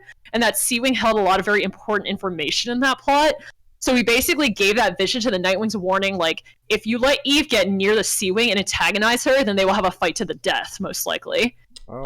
So, like, they ended up never bringing Eve near the Sea Wing, so that never happened. But we basically give visions to, like, help people along. And it also, like, makes it so that the prophet skill that Nightwings have is more realistic. Because in normal role plays, you don't really know what's going to happen, so it's kind of useless to have a seer. But with plot role plays, like, you can actually gain very valuable information about the future. Like, in this chat, the owner of Abyss had a seer named Pathfinder, and we gave basically Pathfinder, like, visions to help the party along over time. Yeah. So, like, for example, I believe... Like, for example, when they were in part 2, they kind of went into another dimension, and they had to, like, get through the puzzles in the other dimension. And, like, basically what they had to do in this other dimension is they had to, like, knock down the pillars of light that were holding up, like, the sky in each dimension. So we, like, basically gave this character Pathfinder, like, visions on, like, how to do it, essentially. We didn't completely tell them, but we gave, like, hints to sort of, like, help them. Okay. So, you guys sent me this artwork, and it's by Sheepish Spirits. And it's a little comic that kind of goes through the whole Lovecraft story. You say it does. It's intense. So, we're gonna post it here. I know it's very grainy, but I zoomed it in so much since it's so large. I'm gonna kind of have to go down manually like this. So, yeah, well, let's just start. So I'll kind of read it off. It says, "I once knew your father well. He fought tears as he spoke of your mother's health. I guess a part of him just couldn't return. Forgiveness is a lesson he cursed you to learn. As your guardian, I was instructed well to make sense of God's love in these fires of hell. No, I don't expect you to understand. Just to live what little life your broken heart can. Maybe your light is a seed and the darkness is dirt. In spite of the uneven odds, beauty lifts from the earth." So, I've just gotta say, wow, that's pretty freaking long. So... Oh yeah, this is pretty amazing. Yeah, I think that's like, this one piece alone got like 500 dragon scales. Yeah, I looked, I think it said 512. So, let's kind of talk about it. So, I assume these are there's only 4 artifacts there. Is this eye-looking thing the 5th one? Like this group of eyes here? Oh, that's like a... idol, it's like a statue, an idol. Yeah, the idol. Yeah. Okay, so there were only 4 artifacts, not 5. No, there are 5. There's the 5. eyeball, the Eye of Yogg-Sothoth, the chalice, the orb, like the crystal orb, the dagger, and the idol. Oh, the idol itself is an artifact. Okay. Yeah, yeah. Okay, so let's. Oh, the song is called "Sleeping at." This is a song by Sleeping at Last. Okay. Well, let's kind of go down the list here. So we've got what looks like a sea wing, like that is mostly a very... nice wing. That's Dolphin's character. Yeah. Old memories are being brought back. I can't. I don't know. I don't know anything about this. So name is Marigold. Marigold. She was originally my character, but she is dead now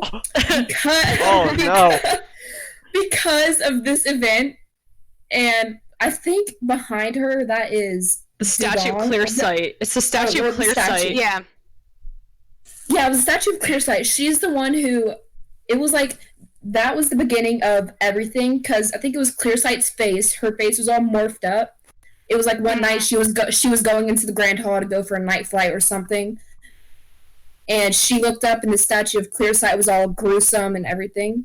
So that's that part right there. So that's how we basically kicked off the event. That's how, like, people learned that things were going wrong. I can post the journal with the story. There's like basically a story that starts everything. And that story was that Marigold was walking at night and she found this statue being like corrupted and she realized that things were starting to go wrong. Yeah. If you guys want, I could read it because I like reading. It's pretty long. I would Um, suggest just posting it in the chat, and then like other people can read it. It's like it's a really long story. Okay, so let me just really quick scan over it here. So Marigold wakes up. Oh no, I am anxious. And then let's go walk down to the Grand Hall. Hey, look, it's a statue of Clearsight. Oh no, it looks bad. Somebody did bad stuff to it, and there's weird tentacles coming out of it. Ugh, that's bad. And then everything starts moving, and it gets really fleshy and all that, and that just looks really, really scary. And then Marigold runs away, and then there's this whole speech by Merlin and says, "Hey, there's weird stuff happening," and Yep, pretty much. Yeah. So there's a large theme in the writings of H.P. Lovecraft, which this whole event is based on, is basically like you can look at things and go insane just by looking at them. So this is like a reference to that. Basically, like the statue has looks so ugly that you could go insane by looking at it. Yeah. Yeah, so I see it on here. Warning: during this event, characters may gain psychological trauma and may sustain extensive physical wounds as well to the point of death. So yeah, so this event was it was alliance based, but some students ended up going on it, which we probably won't have in the future unless they're apprentices. But it's basically like this was definitely one of our darker and more intense events because like I mean, they were going into basically literal hell to save the world. So like there's a danger that you can die if you go into literal hell. So we wanted to make sure that everyone was very aware with that, and they didn't participate if they didn't want to. Like if they were worried about their characters dying, they weren't willing to risk it, then they didn't have to participate. Yeah. Okay. So you've got Marigold here, and then I assume that's the statue of Clearsight back there. Yeah. Right. Artifacts, and then here we have a bit more. So we have 5 things here to look at. Well, we'll get to this. So it's the 5 relics. Yeah. No, below it. Oh, I see. Oh. We'll get to this bottom part here later. But we got 4 characters here. We got Marigold, and then we got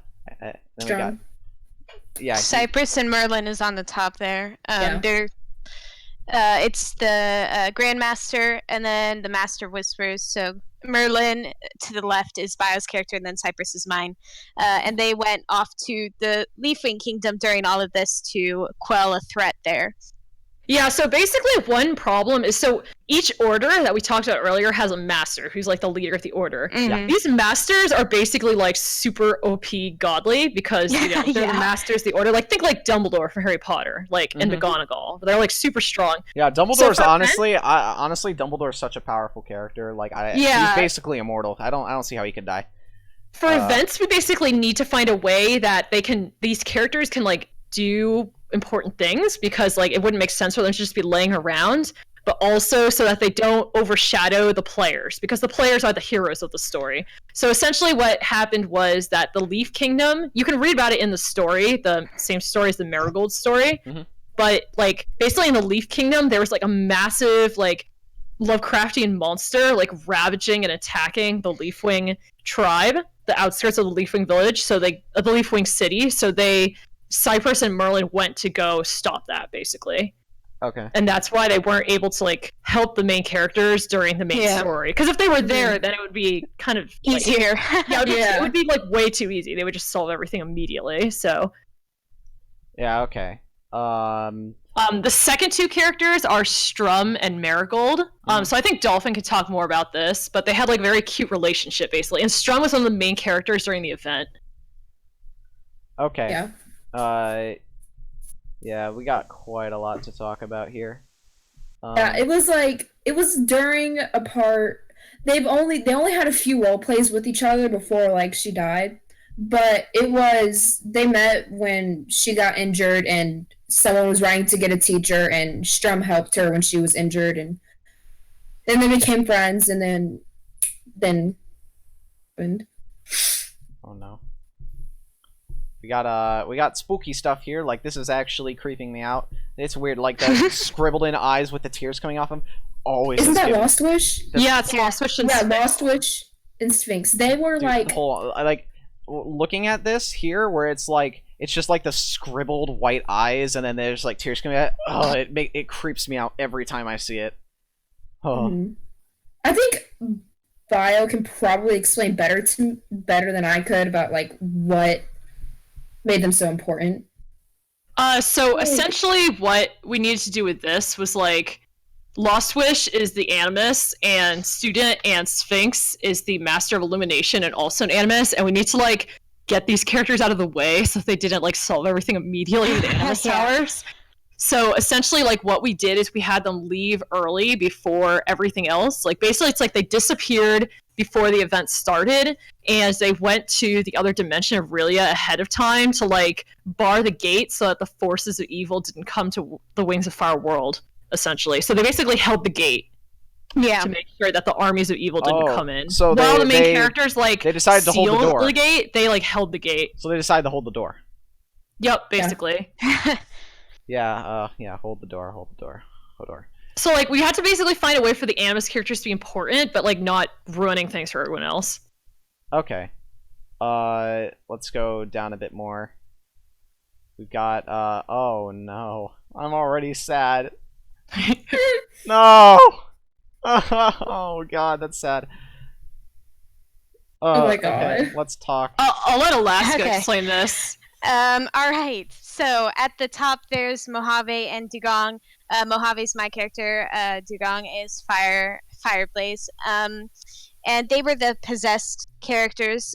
They were possessed from the start, and they were the ones who convinced people to gather the relics and start the second part of the event.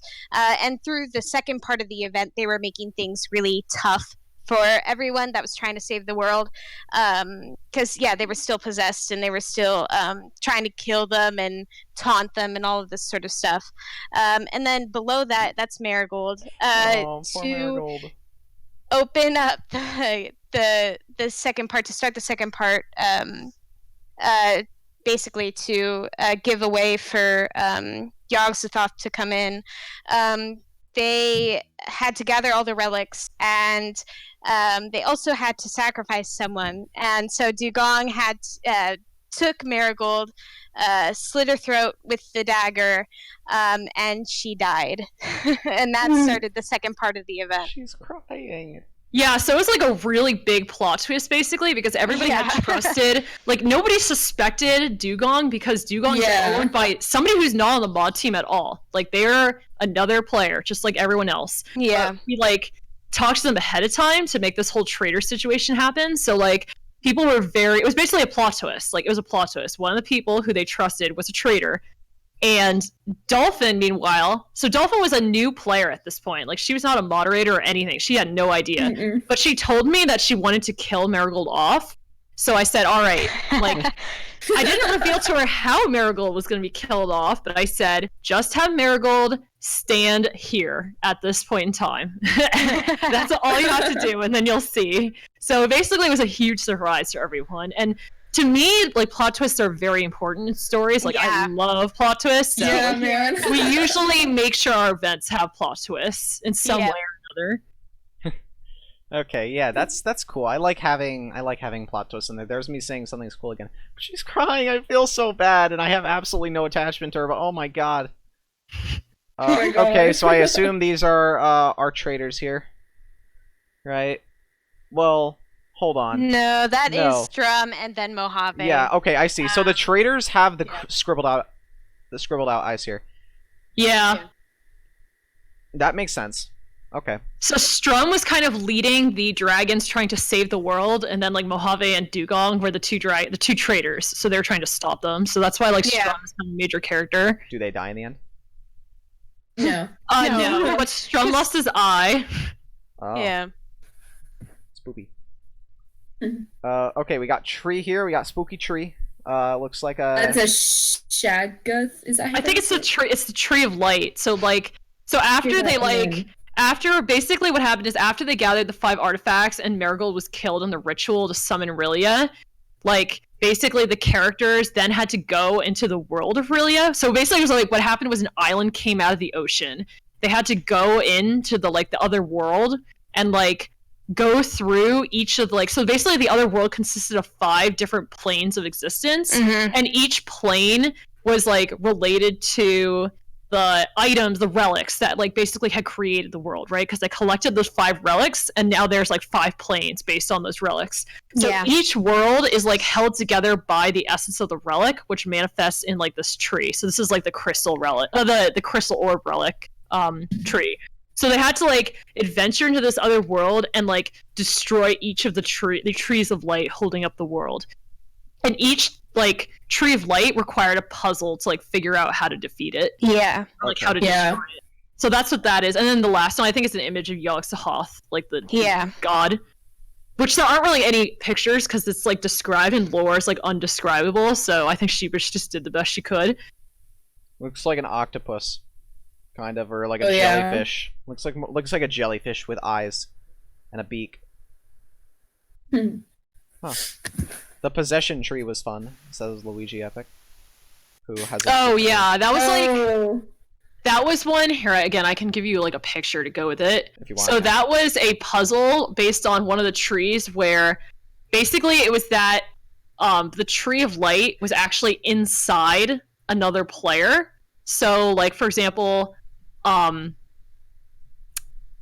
Pathfinder, who I mentioned earlier, who's Luigi's character, had like a tree of light within him in this world, in that one puzzle.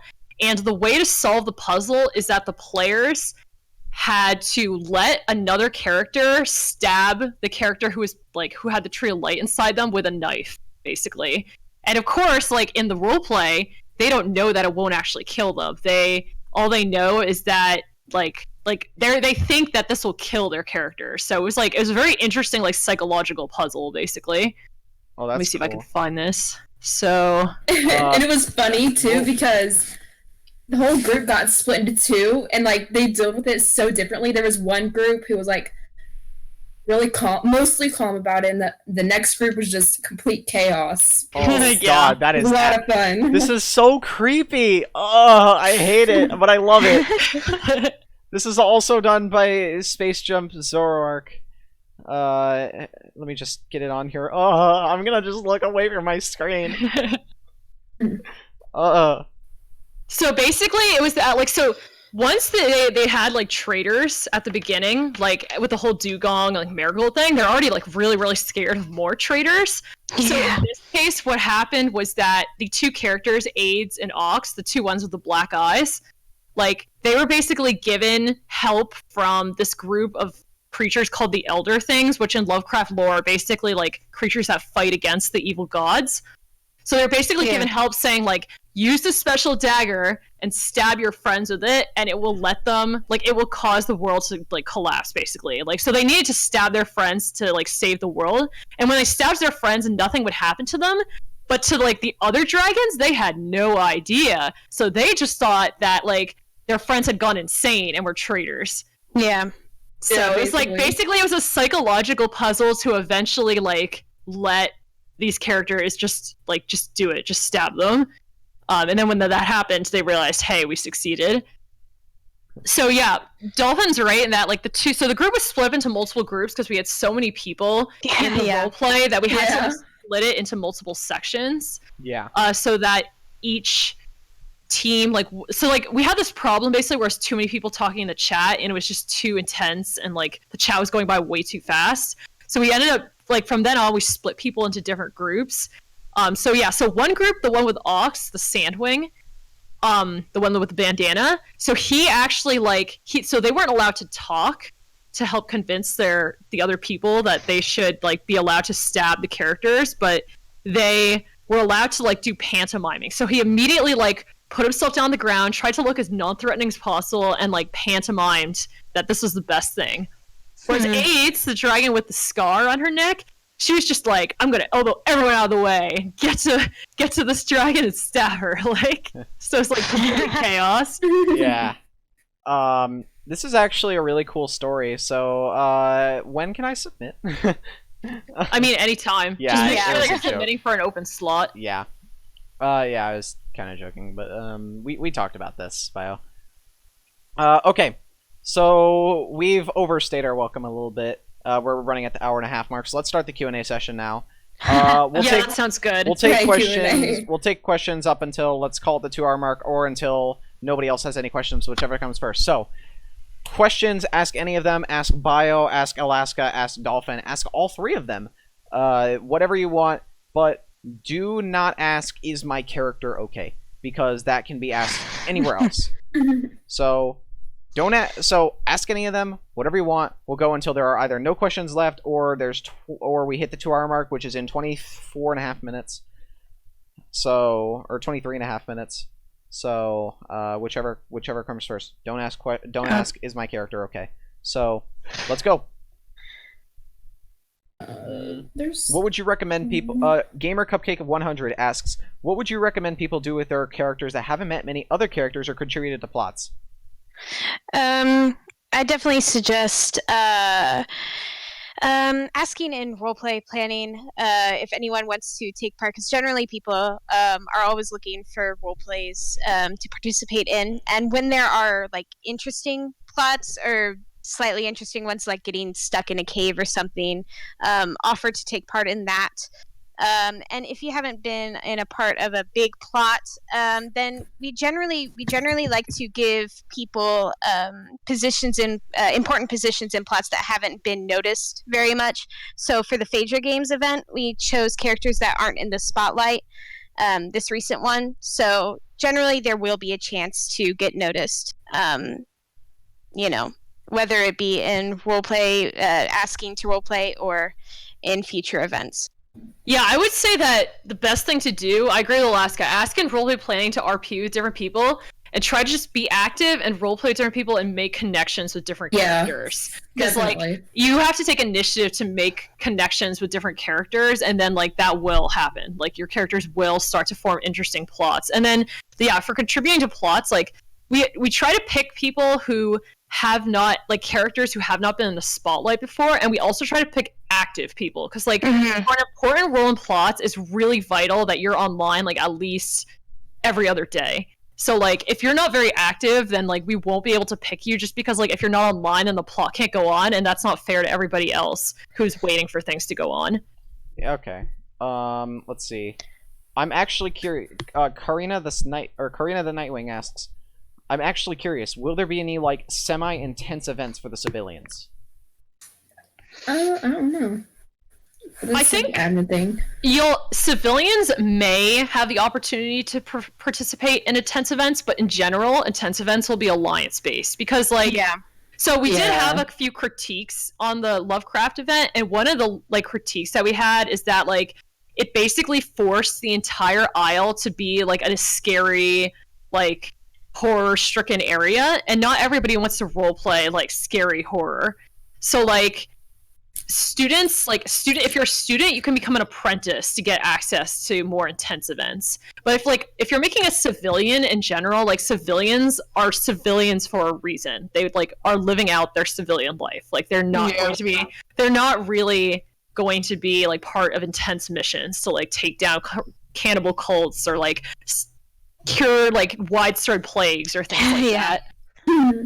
Okay. So like civilian, like for example, any Nightwing or Icewing civilian will be allowed to participate in the Nightwing Icewing like conflict event that's coming soon, but like civilians won't ever be the focus of intense events. Okay. I'm probably gonna butcher some names here, but Diamond Cat says, if Narc came across, I believe it's Flea or Fly, and her ring, would he recognize her ring? I would say yeah. Yeah, I'd assume so. Because, okay, to explain the backstory of this, Narc is Narcissus, who is the reincarnation of Chameleon, and Flea is a very special character in that she's actually a scavenger who has found one of Chameleon's rings that allows him to transform into dragons, and she appears as a Mudwing, but she appears as the Mudwing Bog, but she's actually a scavenger. Yeah. So they're Diamond's talking about the connection between those two characters. Okay. Let's keep this really short because I know that it's going to go on forever. So just say it, don't explain it. What are your favorite elements of the plot so far?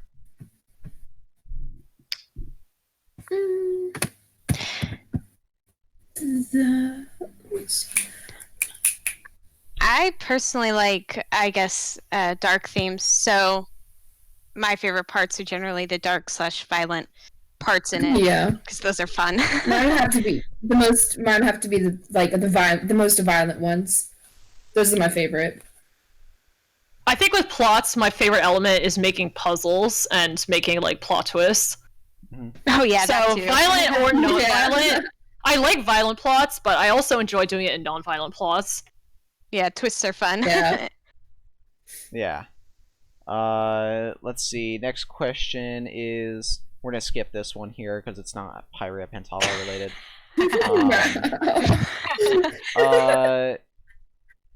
Gamer Cupcake 100 asks, how popular were you all originally expecting this group to become? Oh, actually, we got asked this pretty recently in the group, but Bio and I were both expecting around 30 to 40 people, but it grew a lot more than that, obviously. It's like 90 right now, I think. 88? Yeah. And that's just because we just had an activity check, so we just snapped a bunch of people. Damn Yeah, it. so originally it was you're around on 100. Yeah. Mhm. If you already have 2 OCs and 1 dies, can you make another to fill the empty spot? Yes. Mm-hmm. Okay. Yeah. But when your OC dies, they die forever. You can Yeah. retire an OC, and that costs DS after you do it twice, because it's annoying for us to have to shuffle around the profiles and things. But like, if you can make your OC die, and you'll get that spot back, but you cannot never make your OC again. They're dead. Okay. And they can die in a plot in a very intense way, or they can die in a like low key way, basically. Yeah. Off screen. Can people come to you and say, "Hey, I want my character to die. Can you make that happen?" Yes. Yeah. Yes. Yeah. Yes. Yes, we'll help you out. Don't worry. Oh God, it's like that Australian guy all over again. But let's see. Any other questions here? I mean, we've got another 17 minutes at most. So I think Allie has a question. Yeah, that's a good question. Oh, yeah, I overlooked that. Sorry. When it comes to the Night Ice potential war event, what will be some of the possible effects on characters with strong ties to the Ice and Night Kingdoms, or Ice and Night hybrids?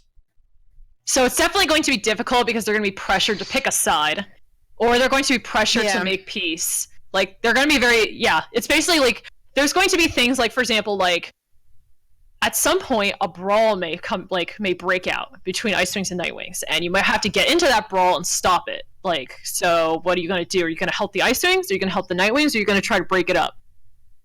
Okay, that's like that, like things like that. Or like, for example, I like you might be ultimatums. you might be an Ice Wing or Night Wing hybrid, and you may see a very important Night Wing about to get assassinated. Do you help the assassin? Do you keep it quiet? Do you try to kill the assassin and protect the Nightwing? So it's basically going to be trying your loyalties. So yeah, a lot of moral stuff. Yeah, I like ultimatums.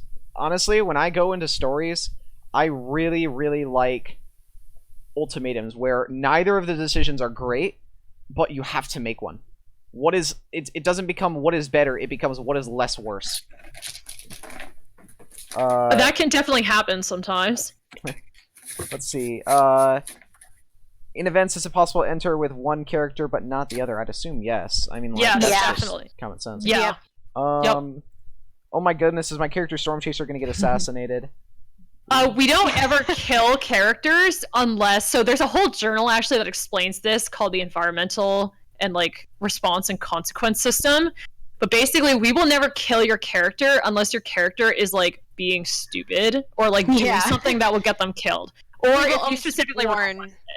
Yeah, we'll always warn for that before it. So, this potential choice could make your character die. Like, for example, in the Eldritch event, Avista? Anyway. Oh, yeah. She made a dumb decision. So we did a dice roll to see whether she'd die or not. And she didn't die. So she basically, there was, a monster chasing her party, and she, acted as a distract. This is a very, very dangerous monster, and we made that very clear.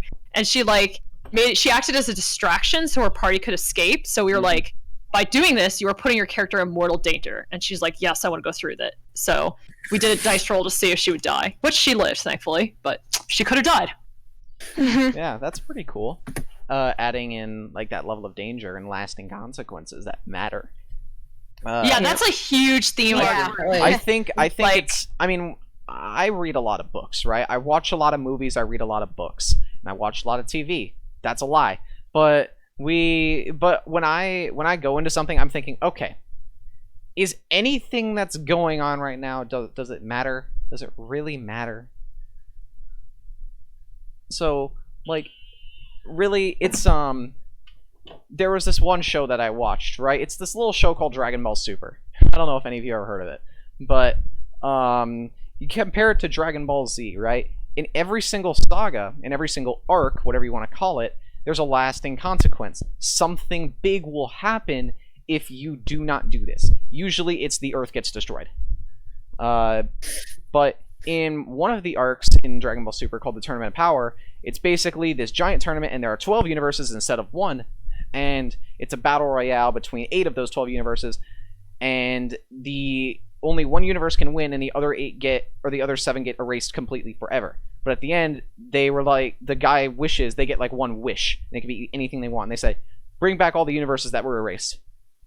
And they were like, oh yeah, by the way, the guys that organized this, they expected that. They said, yeah, you're going to have to do that, or else you're, everybody's getting erased. So that kind of removes the whole aspect of there is no consequence. It removes the aspect of there is a consequence, and it just says, well, I mean, if this didn't happen, it's not like anything would have changed.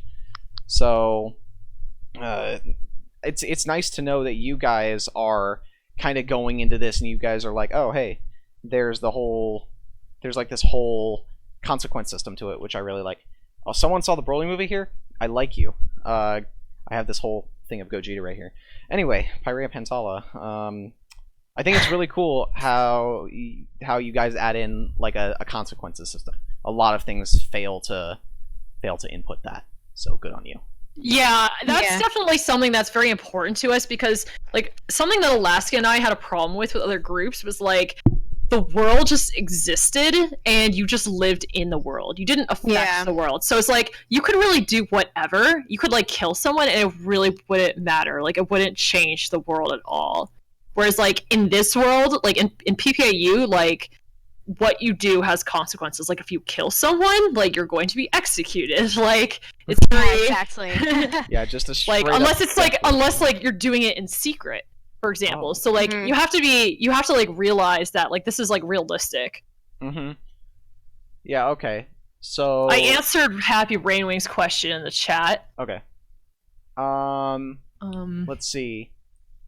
How much are the upcoming books? Gamer Cupcake again asks a lot of good questions here. How much are the upcoming books going to affect Pyrea Pantala? For example, a tribe gets wiped out, or we learn more about a certain tribe. Same thing with the Animus Magic incident. Oh no. By the way, Light, new Broly, fight me. So yeah. How do the books affect Pyrea Pantala?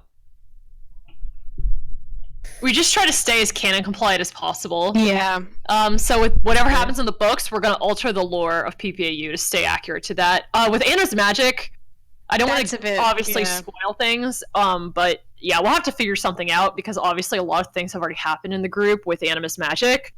So we'll have to figure stuff out, I think, with Animus Magic. But I have a feeling that Animus Magic will come back, because the excuse Tui gave was really bad.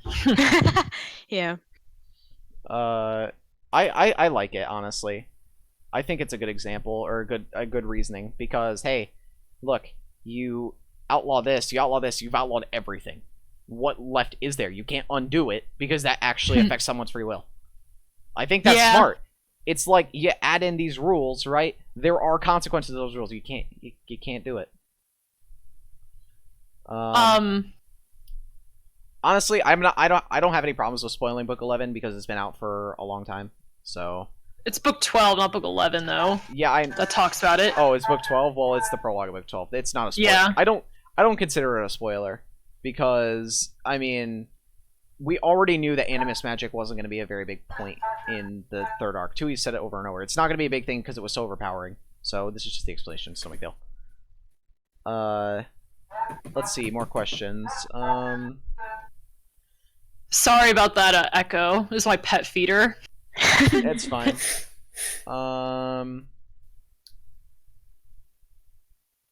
are fan tribes ever going to come into the mix, or like you said, is this going to stay entirely canon? It'll stay entirely canon. Yeah, it's definitely going to stay entirely no fan canon. tribes. Yeah. For sure. Because fan tribes just mess up the balance of the canon and everything. Yeah.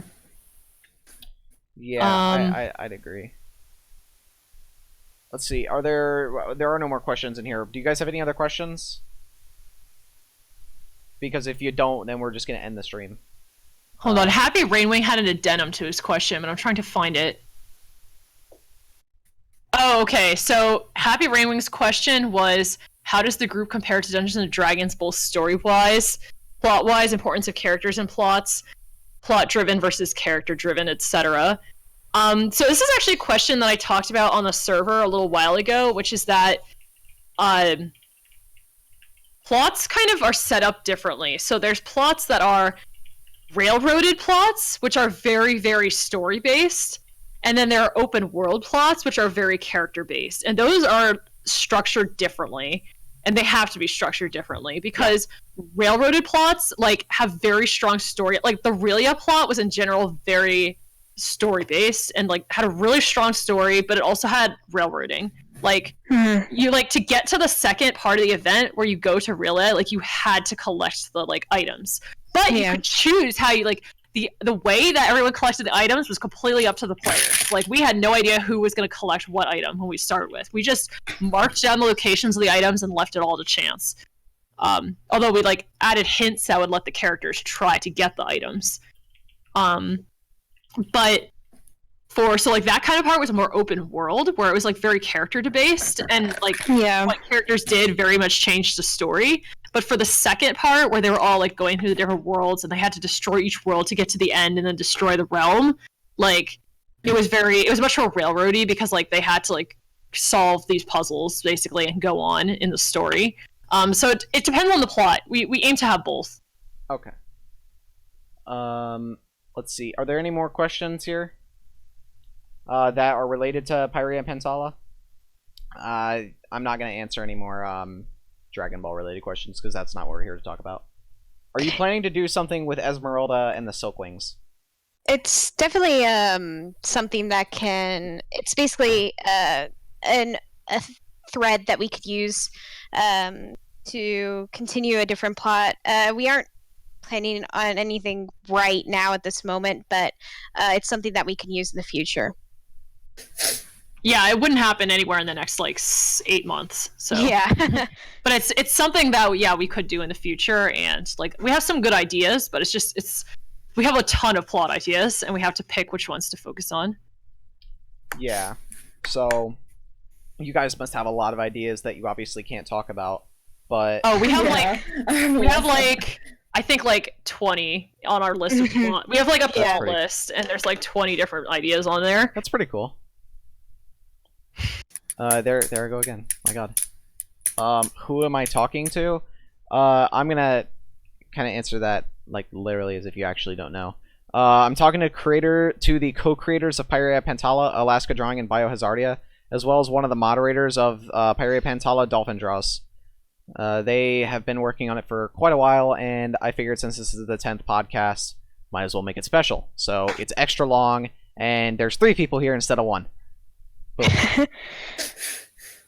So, let's see. Yeah, I'm not answering any more Dragon Ball questions, so, I mean, you guys can talk amongst yourselves, but I'm not going to answer them.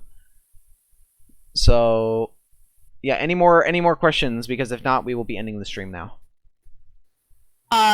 Happy Rainwing has another question, like, how much do technicalities compare to D&E? So stat rolls, dice rolls, and importance of stats. Yeah.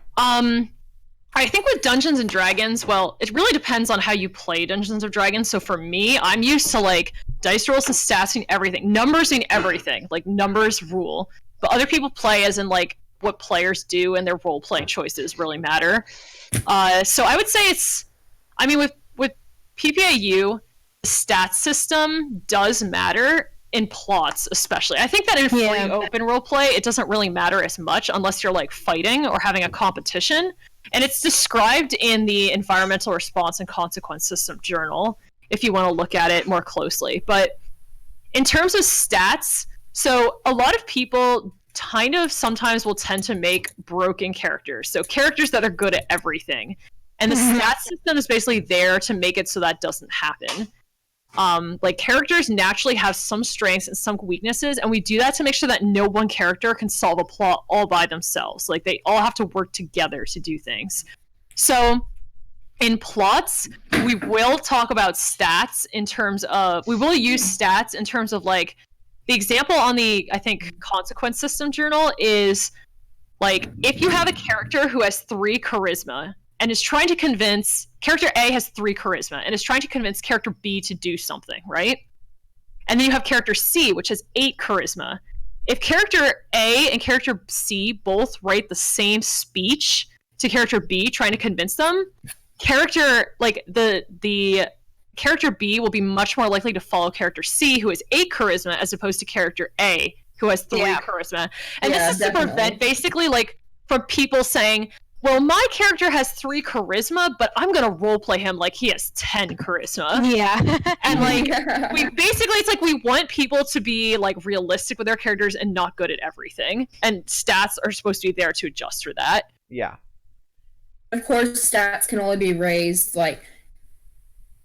above their typical limit if they have bought a band like Jack of All Trades or Prodigy or any other band like that. Yeah. Can skills or traits, can they be like increased over the course of roleplay? So so I don't know what the max is it, or like the cap is before you have to buy a band? Is it? I'm gonna go with 7. Is it 7? 10. It's 10. Oh, it's 10. Yeah. Oh, it's 10. I thought it would be like 7 and then 10 as an absolute maximum.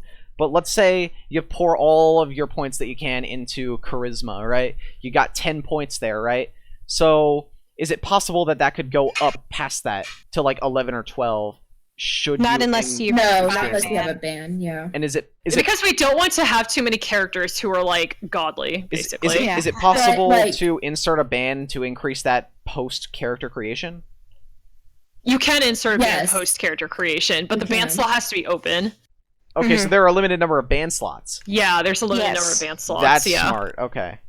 Yeah. But because characters, everybody would buy a ban slot, and then people would feel pressure to do the art to buy a ban slot, and that just like wouldn't be fair for most people. Yeah. Yeah. So if your character's really has 10 charisma and you're very awkward and don't know how to roleplay it, we will basically like in normal role plays, it's kind of up to the other players to like respect your 10 charisma like that you put into your character. But in plots, like we will kind of like even if you're like not really good at speaking, we'll kind of like assume that your speech was better than it actually was and help you along a little bit. Yeah. If your speech is really bad, we still won't help you.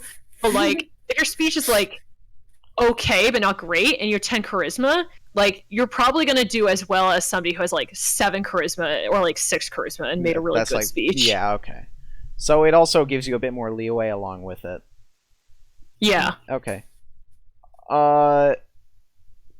So yeah, we're gonna end the stream here. We're at the infamous 2-hour mark. So yeah, that's intense. Yeah, this was very fun. Really, this was probably the most fun I've ever had with one of these podcasts. So you guys are all awesome, and I really enjoyed talking to all of you.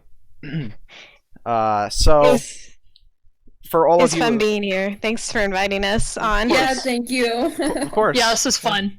Yeah, I'm glad you guys had a good time. Maybe one day I bring you guys back and we start talking about once I'm actually, trying to incorporate myself into Pirates of Pantala. Then I can get an insider view and we can talk about, current events and things like that. Yeah. But that's not for a long time. We got to give other people a chance. So definitely expect it not for several months, but if it ever happens. But yeah, I'm glad that you guys had fun. So to the people in the chat, a lot of you are from the PPAU server. Thank you guys for coming out and supporting your creators and myself as well. So I hope that you guys stick around for future things, for future podcasts. They are every other week on Saturdays at 4 o'clock p.m. Eastern Standard Time. We did it on Sunday because of scheduling problems. But the next podcast will be on March 2nd at 4 o'clock p.m. Eastern Standard Time. That's not this coming Saturday, but the next Saturday. So I don't really reveal who it's going to be until the day of. So that kind of keeps a little bit of a surprise. I already have somebody in mind. So yes, one of us. It's happening. But yeah, I don't really have anything else to say. So I hope to be joining your ranks very soon once I get this thing done and I start coming up with a hopefully very interesting character and joining Pyrea Pantala. So that's really it from me. You guys have any closing remarks? Nope. Just thanks everybody for coming out and joining us. Thanks. Yeah. You guys want to drop some little bomb on the way out? I mean, I think the community is really strong at Pyrea Pantala, and I'm very glad that everybody is so passionate about the stories that we've made. Yeah, exactly. You want to drop a little hint for something in the future on the way out? We draw so many hits. I don't know. How would I know? Diamond Cat, thank you for subscribing. Well, yeah, okay. So I honestly didn't know. I thought you guys only did it that one time. But You drove a lot of hints. okay. Well, my bad. But anyway, that's gonna be it. I want to stay here forever, but we only have so much that we can talk about. We kind of ran out. So I'm glad that you guys had a lot of fun. I hope you guys come to the next stream. Down below, you can see all the links to all of their social media. Some of them have red bubbles. Go check those out. Various like Instagram, DeviantArt. The link to the Pyrea Pantala group account. So go ahead and check all that stuff out that you don't know about, because I'm sure there's something there that you don't know about. And that's it. I'm basically rambling at this point, so I'm just gonna end it. So thank you guys for coming. I hope to see you guys next time around. Praise Salamander, and good night, everybody.